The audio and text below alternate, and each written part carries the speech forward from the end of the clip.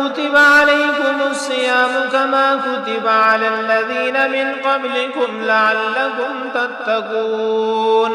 أياما معدودات فمن كان منكم مريضا أو على سفر فعدة من أيام أخر وعلى الذين يطيقونه فدية طعام مسكين فمن تطوع خيرا فهو خير له وأن تصوموا خير لكم إن كنتم تعلمون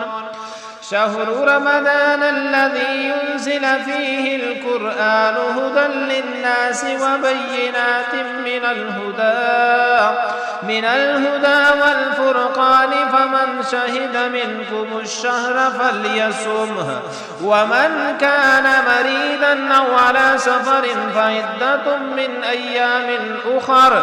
يريد الله بكم اليسر ولا يريد بكم العسر ولتكملوا العدة ولتكبروا الله على ما هداكم ولعلكم تشكرون وإذا سألك عبادي عني فإني قريب أجيب الدعوة الداء إذا دعاني فليستجيبوا لي وليؤمنوا بي لعلهم يرشدون.